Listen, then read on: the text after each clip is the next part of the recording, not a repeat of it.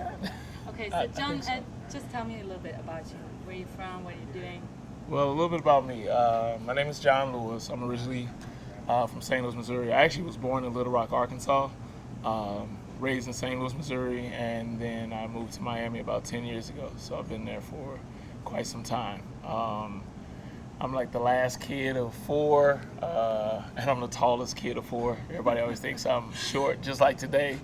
When I walked in, he thought I was shorter than what I am. I'm about 6'6". I used to be 315 pounds when I was a freshman in high school, and I lost it all by my sophomore year, just by being active and eating better. And then I actually went vegan probably about 10 years ago. 10 years. How? Why did you change? I had actually went vegetarian before I went vegan. When I first moved to Miami, I had a lot of complications with my stomach, had no idea what was going on, and I remember talking to the doctor at the time, asking him, what's going on. He said, well, he asked me, do you eat a lot of meat? And, we never say what we really do. We always think that we're not doing as bad as what we really are. And of course, I was like, no, I don't eat a lot of meat, knowing that I probably had meat in every sandwich, meal, everything for the day.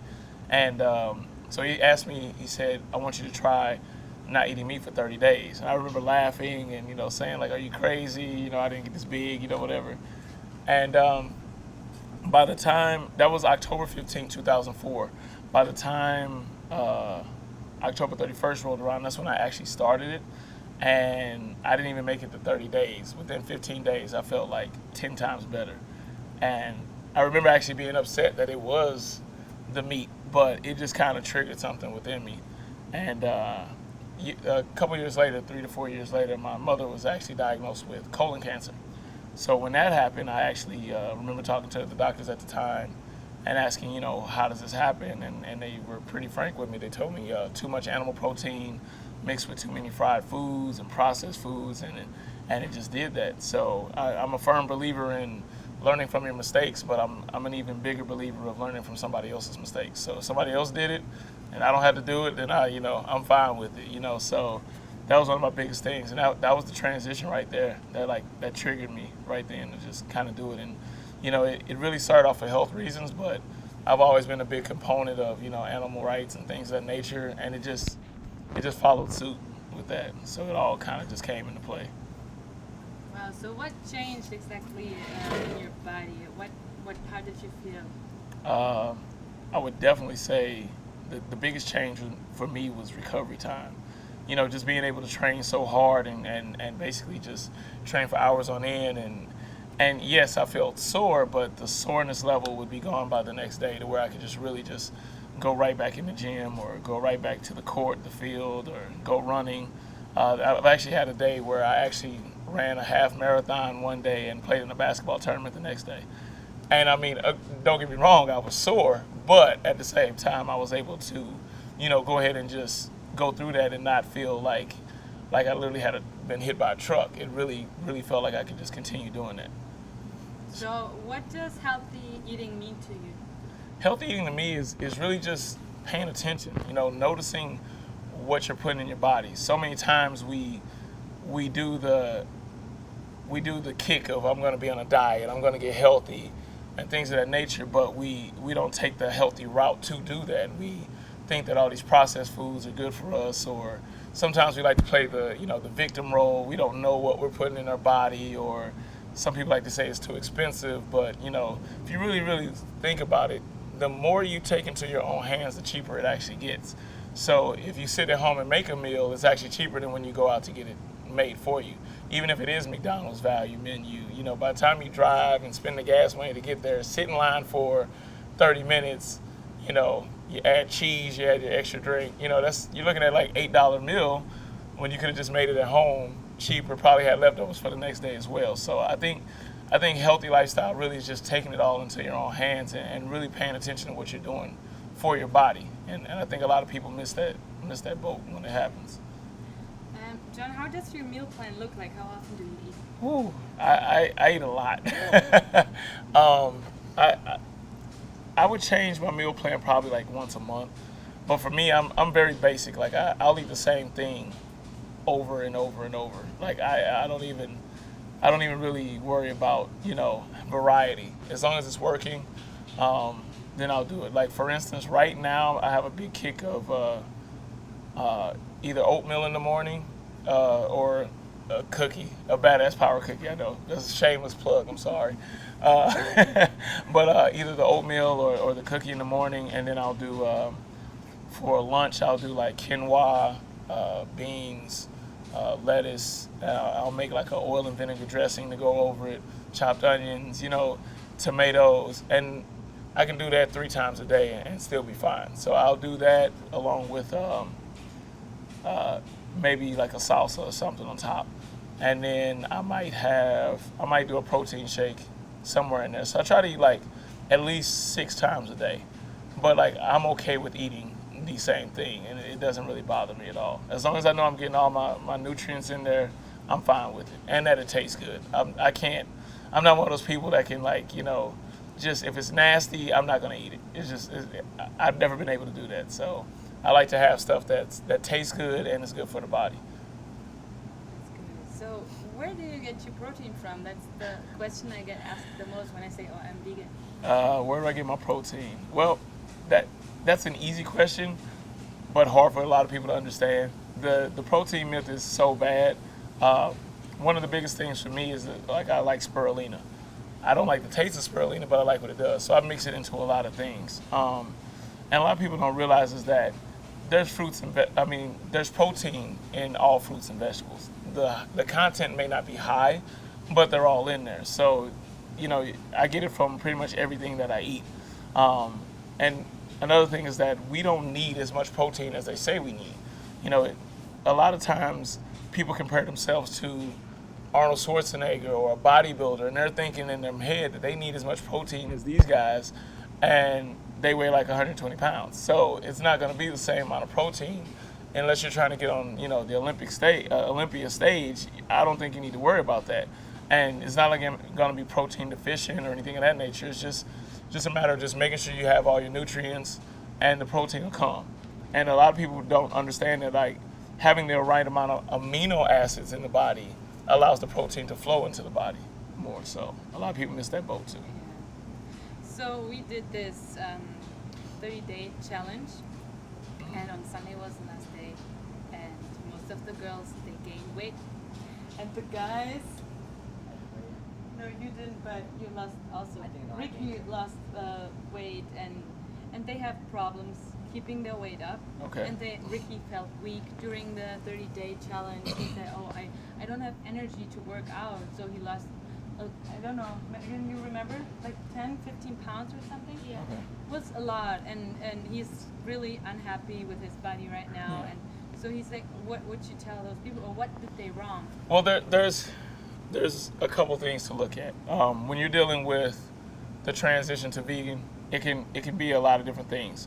The one thing to remember is that, the government gets a lot of things wrong, but the one thing they got right is when they call it the FDA, because food is a drug. So the FDA really is the first thing that was actually named right, I would say.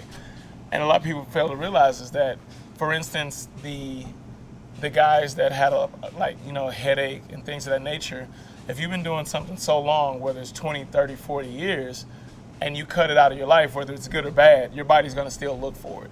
So that's where the headache's going to come in at. That's where you're going to be looking at, what's going on. I don't understand why I have this headache, but your body's going through cold turkey, just like a crack addict. They haven't had that crack, so your body's looking for it. It doesn't matter whether it's good or bad. Your body's going to look for it, no matter what. So that's one thing to look at in that sense. As far as the women gaining weight, I hate to be a gender comparison, but if you're saying that, just like we talked about earlier, Oreo cookies are vegan. There's so many vegan processed items out there that, if you do that and not go the whole food, whole body approach, then yeah, you're gonna gain weight. And also, just talking earlier, the men were probably working out a little bit more too. So that's also gonna attribute to the headaches when they're not eating as much, because a lot of people don't realize is that the human body, it uses vegetables different than it does meat. Meat, it doesn't even know how to use it really. That's why it hangs around the body for so long. It gets the nutrients, and then once it's time to digest it, the body doesn't know what to do with it, so it lingers. with fruits and vegetables, a lot of people talk about, oh man, I feel like I use the bathroom more when I eat fruits and vegetables. That's because your body uses those nutrients and gets rid of the rest. It doesn't need it anymore. So that's another thing to look at, is because it's getting rid of it so fast, you can replenish yourself more. So you can actually eat more and not have to worry about gaining weight or being overweight if it's whole food items, not the Oreos and the Skittles and all the other things that come along with it. So once you look at it that way and you kind of break it down, you see that even though it can be complex, it's very easy, really, if you just keep that in mind, that, if you just kind of like take the guesswork out of it and really look at it, it's just going to happen that way for you. So what about that? You said, Ricky said he feels so weak. What could that be? Or did you? About Ricky being weak, that's the fatigue factor and also the withdrawal. So that's the withdrawal system, because I don't know I can't remember how old Ricky is. 27. He's been eating meat for 27 years. His body is like, where the hell is this meat at right now? And that's pretty much what it is. So yeah, there's going to be a transition period, because when you go cold turkey like that, you're not weaning yourself off like in a stage. When you go cold turkey like that, it's going to be that effect. Now, it's not like you're going to die. It's just that it's a whole different factor. You haven't been there. This is a new realm for you. So the only thing is that if you just stick it out, it'll go away. I mean, I had the same thing when I started, but I also knew that understanding that food is a drug, my body was just going through withdrawal and not really adapting as fast as we wanted to. We want our body to adapt. We stop today. We want everything to work today.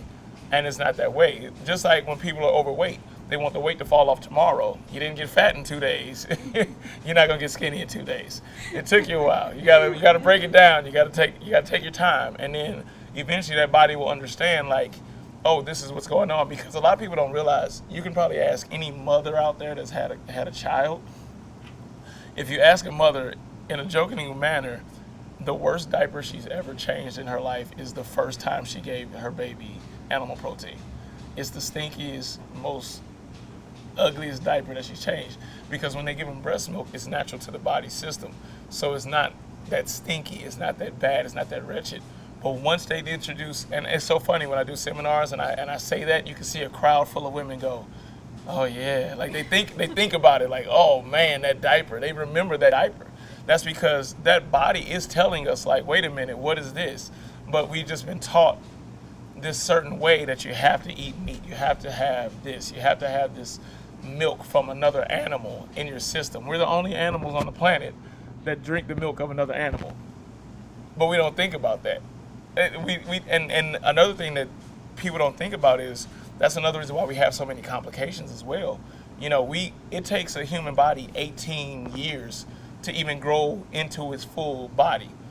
It takes a cow less than a year, but we're taking the milk that takes a year to develop the calf to a cow and dump it into a human body that takes 18 years to develop, and we're wondering why we're having so many complications. It's the little things that we miss, and that's just, the food is one of the biggest things. So, he has to look at his food. He's been used to taking the crack, which is the animal protein, and now he's just pretty much got to wean himself off. But it takes time, and as long as he's patient, he'll see the results. He'll gain the weight back, everything of that nature. So yeah, but they say, like David, he also said, I know what happens with the animals. He doesn't like watching those videos I showed to him, but he's like, no, but I like my meat. So how is that there's such a big disconnection that the people, they know what happens, but they still don't do anything against it? I would have to say our biggest problem with that is just the disconnection. It's been how we've been taught. We just look at a movie. I was thinking about, I was watching Transformers the other day, and I literally paid attention to how the main character never got hurt, and we were fine with that. But if you really pay attention to the movie, all these people were killed along the way, destroyed. They destroyed a whole block, a whole city, but we disconnected ourselves to that. We're just so worried about the main character. And the problem is, in our life, we're the main character. We really don't care about shit else as long as the main character is okay. And we don't think about that. But that's really what happened. I mean, we've just been so disconnected, and we've been taught that these animals are here for our purpose. In reality, Earth is not a human's Earth. If all the humans were killed today, pretty much the Earth would have a party. Like everything would go back to normal. You know, the pollution would disappear, the grass would come back, the trees would come back. There's just such a big disconnection. I mean, and the reality of it is that it's a teaching. It's passed down from generation to generation. I was joking with a good friend. I don't know if you ever heard of Jason Robel. He's a vegan chef. Yeah, we were having dinner 2 days ago, and I'm full of like funny. I'm always saying funny jokes, or at least they're funny to me.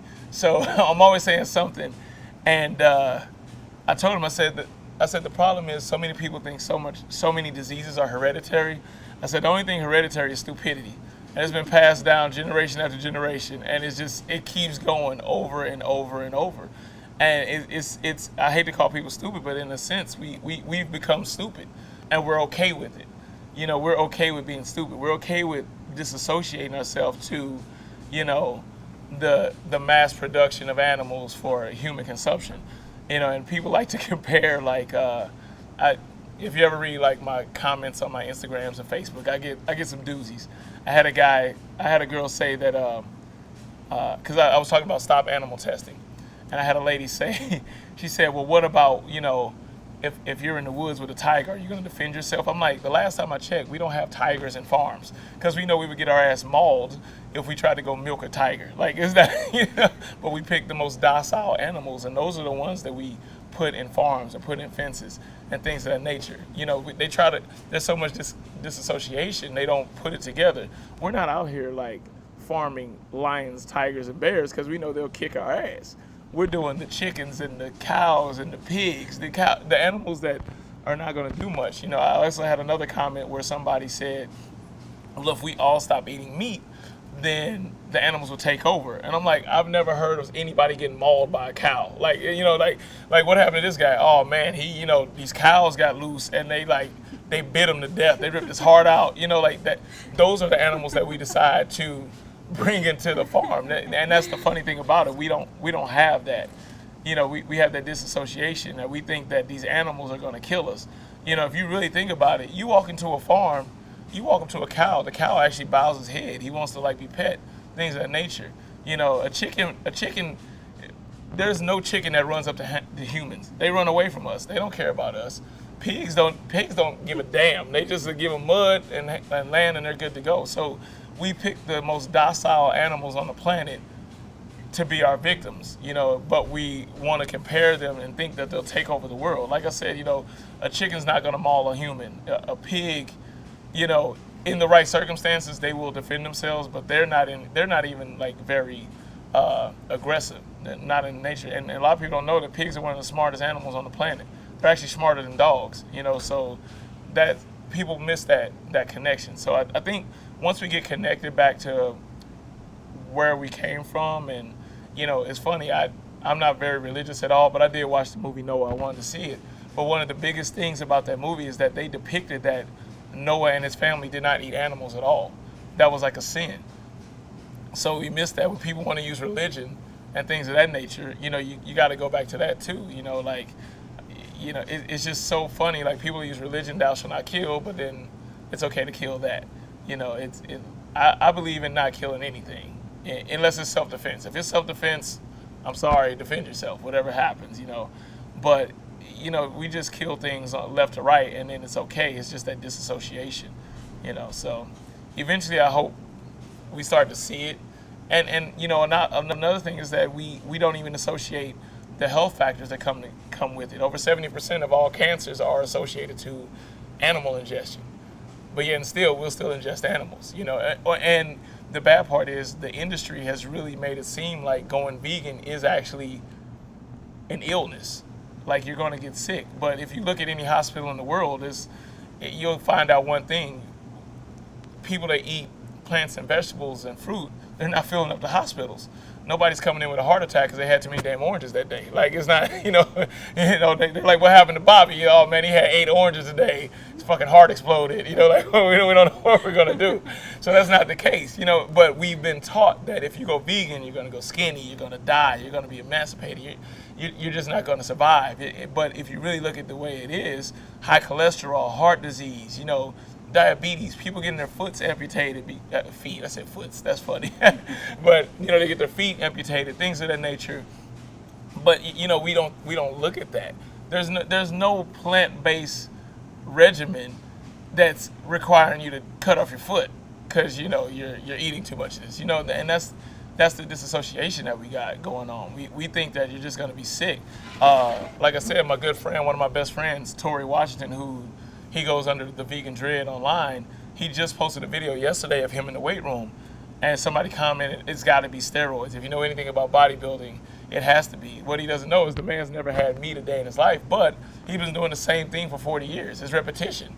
If you do the same thing over and over and over, just like if you eat Oreos over and over and over, you bodybuild that way. You just build a bad body. But it's bodybuilding, at the same time.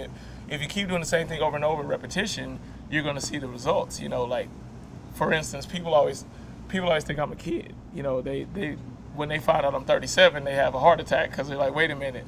But I'm like, I do the same thing over and over and over. I eat well, I don't stress, I work out, and I make sure I smile every day. Like, a lot of people don't think about that. But they make sure that they complain about something every day. They make sure that they bitch about something every day. They're bad about something. That stuff adds up to you. Wrinkles and your body aging, stress on the body, because it all adds up. And when you become overweight, and the same thing if you're underweight. Like, a lot of people don't realize, in general, we all have the same size organs for the most part. It's going to be a little bit of differential, whatever. But if you have, let's say you're obese and you have too much weight, and let's say your heart is the engine. It's just like putting let's say a small engine in an 18-wheeler. If that small engine has to lug around all that weight, it's not going to make it. Sure, it'll lug it around for a while, but eventually it's going to break down. But if you put the right engine inside the right body, it'll last you forever. And then to go along with that, you have to look at is the human body was the first machine ever built. All the machines around the world are actually made to make the human body not work as much. The car is made so we don't have to run everywhere. We don't have to walk everywhere. Computers are made so we can stay connected instead of going over there where we can talk to somebody. So it's all about convenience. So with us being the first machine ever built, you have to look at it that way. If we're a machine and you put the wrong fuel in that machine, the machine's not gonna last. And then we think that we have this lifetime warranty. If something goes wrong, we can just take it back to the manufacturer, and it's not like that. These body parts are not like, a MacBook. Your hard drive goes out, you go get another hard drive. It's pain involved with that. People getting these heart surgeries, they have to go through pain for that. It's not the same. We are the original machine, and for us to go through all the stuff we're going through, our body breaks down with each surgery, with each pill, with each bad item that we put in it. And we have to look back at that. But then again, it comes back to disassociation. And once we associate our body with the way it's supposed to go, then we start to realize it. With it being a machine, we have knees for a reason. Our knees are meant so we can bend and move forward. But we sit all day. If you really think about a human's day, we lay in bed all night, we wake up, we'll go make something to eat, we'll probably eat it at the kitchen table. If we don't, we go sit in a car to drive to work. So when we get to work, we don't stand at work, we sit down at a desk. When we get done with that, we get up, we walk back to the car, drive back home so we can sit on the couch, back on our fat ass and watch TV right before we lay back down. And then we wonder, why are we fat? And in between that, we probably had about 8,000 calories throughout the day of processed food, and we wonder why. I hope it was loud enough. I hope it records. Yeah, it records. Yes. Okay, John, how did you come up with this badass vegan idea? Badass vegan was actually started off as a joke, really. I had been doing the whole P90X workout thing, and I was on the commercials for the the ads, the infomercials. That's where I really got known. So I had a lot of people following me because of that. And then when they found out I was vegan, they were like shocked, like because of the transition. And I just wanted to come out with something to kind of have something where people could just go blog about stuff like that. And it really was just a fun thing. And I remember going to look for the website to make sure it was available, and it was. So I bought the website and just started it. And I just wanted to have something where people could see that vegans are badass. Like for the most part, yes, we may be hippies from time to time. Like I said, we may hug trees from time to time, but that's not our life. If I see a good tree, I'm gonna hug it. Like if it calls me, I'm gonna hug it. But other than that, we like to go to concerts. We like good food. We like, to go have a good time. We like to hang out with friends. I just don't wear leather. I don't have leather in my car. Like that's just me, and that's just what I wanted to show, that you can still be badass and still give a damn. That was the whole idea. So that's where it came about. And it's actually been, like I said, I feature like every month. I have the Sexy Badass Vegan of the Month, where I pretty much just show like a male and female, just so people can see like your neighbor is a vegan. Somebody that you may have just crossed, while you're walking down the street.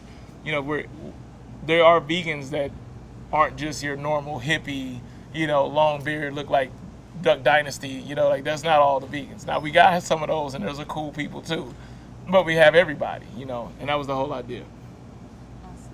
So what do you have in your shop? You brought some cookies? Oh man, yeah. And he brought some cookies. Can you get that? I have right now. I have T-shirts, tanks. I got wristbands. I'm working on hats as well. The main thing I have on there right now is the Badass Power Cookie, which that's been on the market for about a year. It just got approved for Whole Foods in the Florida region, which is big because that usually opens up a lot of regions. My first NFL team is actually using it. I can't say their name because, legal rights, but whatever. But they are using it, and they've been using it for like 3 weeks, and they're winning, so that might help y'all kind of think about the first 3 weeks who's winning. But that's about it right now. I'm actually working on a protein powder that I should have done by the beginning of next year. So been just working on a lot of things and making sure that I come out with options for vegans to be able to use and things of that nature, without compromising, being vegan. Awesome. When you turned vegan, what was the reaction of your family and your friends? I was crazy. Actually, that's still going on to this day. They still think I'm crazy, but it's a good thing because it shows that you can be an individual inside of your own family still. Like it's not like you have to follow everything that your family does. I'm the only vegan in my family, and I'm fine with that. But I see them being more conscious of what they're doing. They may laugh at me from time to time, but it's funny because they still ask for advice at the end of the day, which is funny. So the reaction was very, very comical because they thought I was gonna be sick. They thought I was crazy, things of that nature. And I actually had a revelation probably about 2 months ago. I was around my cousin, and I was sitting with her, and I literally remember saying that at 37, I'm the only one in my family, brother, sister, mother, father, that hasn't had to take medication at 37. Most of them started off at around 30 to 40. So I'm like, wow, and it's funny because I'm still looked at as the crazy one. So just the little things that we miss, but love them to death. So if my family sees this, it's not like I hate them, but it's just funny to see those things. And your friends? My friends, I'm the vegan guy, because I always like to say I'm not like the kind of vegan that disassociates myself from people that do eat meat or things of that nature, because I have to remember that I didn't grow up as a vegan.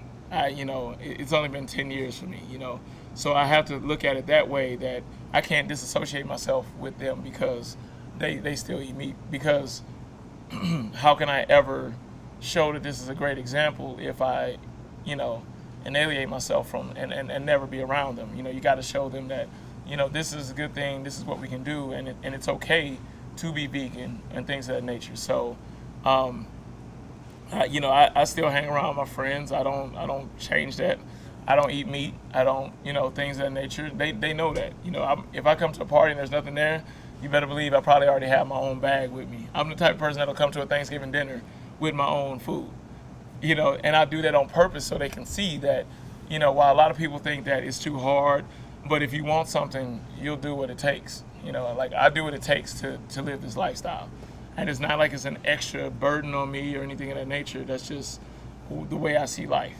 So you said you prepare your food and bring it anywhere you go, so you're Oh prepared. yeah. Oh yeah. So that's what all the students they did the challenge said, like, oh, there was nothing to eat for me. Yeah. They went to a set, they knew they were shooting all day, 12 hours. They didn't bring their food and they didn't tell anybody, I'm vegan for 30 days, so please bring vegan food. So they had a burrito with cheese. So I'm like, that doesn't count, because if you're a vegan, you're a really dedicated vegan, you bring your food. So you have to prepare your food. And would you say it's harder for people who are vegan to go out and Yeah. have fun to restaurants or stuff? Yeah. How is it in Miami? Is it easy to find vegan food? It's not as easy as it is here, but you can find it anywhere. There's always an option on the menu. I guarantee you they could have said, I want the burrito without cheese. There's a saying that says, excuses are the tools of the incompetent used to build monuments of nothingness, and those who specialize in using them seldom amount to anything. So if you keep using those excuses and you're trying to build up something, you're going to build a monument of just nothingness. It's just going to be a blank building, and you're not going to get anything out of it. And that's what it is. If you keep using excuses over and over and over, you're never going to accomplish anything. Even to be at the point where they're on set, they had to drop their excuses and step their foot out there to be an actor. So, you have to look at that. Like, as long as we have excuses, we'll never accomplish anything. Another thing is that, like, when I travel, like I'm traveling all the time, I find out, okay, where's the vegan restaurants? I'll go pick up my own food and then I'll show up to wherever I'm going. Like, there's always an option. There's always an option. And being here in LA, there's no excuse. There's a vegan option at every restaurant you go to. So those are just things to look at. It just takes one more step than normal. That's all. You read an ingredient, which, vegan or not, you should read your ingredients on the package anyway. Like, if you're going to go into the store, you should read what's on the back of there. If you have to Google one of the ingredients, you probably shouldn't eat it. Because if you don't know what it is, that's a problem. If there's like 25 ingredients, you probably don't want to do that. So you just kind of look at those options. There's always another option. Always. Always. Okay, one more question.